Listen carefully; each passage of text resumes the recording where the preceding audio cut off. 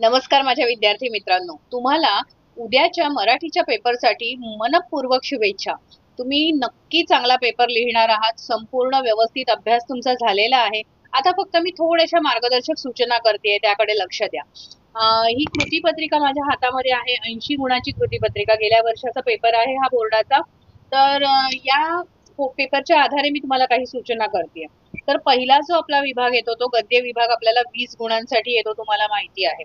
त्यामध्ये आपल्याला चौकटी पूर्ण करण्यासाठी येतं. तर लक्षात घ्या की या इथे सुद्धा तुम्हाला सूचना लिहिलेली दिसेल की या चौकटी ज्या आहेत त्या तुम्ही पेन्सिलने करू शकता, पेनाने करू शकता, तुम्हाला जसं हवं तसं करा. आणि मी तर म्हणेन की तुम्ही वेळ घेऊन नंतर करा. ज्या वेळेला तुमचा पेपर पूर्ण होईल त्यानंतर ती चौकट आखत बसला तरी चालेल. आधी घाई करू नका. पेपर आपला संपूर्ण झाला पाहिजे, पूर्ण पेपर आपला झाला पाहिजे याकडे लक्ष द्या. सगळ्या कृती तुम्हाला सोडवता आल्याच पाहिजे.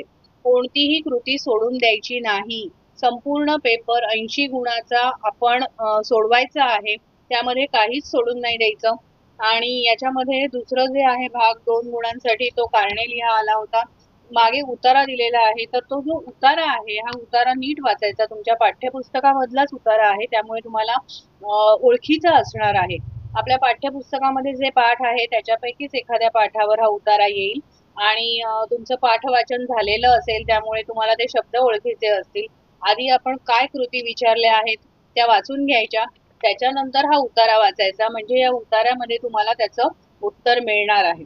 त्यानंतर स्वमत आणि अभिव्यक्तीची 4 गुणांसाठीची कृती असते. तर ही जी 4 गुणांची कृती आहे ती तुम्ही जवळजवळ पाऊण ते 1 पृष्ठ झाली पाहिजे. आणि तुम्ही व्यवस्थित लिहा. कोणत्या पाठातला हा उतारा आहे, त्या पाठाचं नाव, लेखकाचं नाव, असं व्यवस्थित उत्तर लिहा. आणि तुमचं स्वमत लिहायचं आहे, म्हणजे तुम्हाला त्या एखाद्या विशिष्ट कृतीविषयी काय वाटतंय हे तुम्हाला मांडायचं आहे. आता इथे उदाहरणार्थ गेल्या वर्षाचं जे आहे ती कृती मी सांगते की वाहन चालवत असताना कोणती काळजी घ्यावी ते सविस्तर लिहा. किंवा यथाप्रमाण गती ही गरज आहे हे विधान तुमच्या शब्दात स्पष्ट करा. किती सोपं विचारलं होतं आणि तुमच्या शब्दात तुम्हाला लिहायचंय. तुम्हाला नीट जर समजलं असेल पाठ तर तुम्ही अगदी व्यवस्थित त्याचं उत्तर लिहू शकणार आहात. त्याच्यानंतर पुढे त्याच्यातला आ जो विभाग आहे, या आ विभागामध्ये पुन्हा तो 8 गुणांसाठी आहे.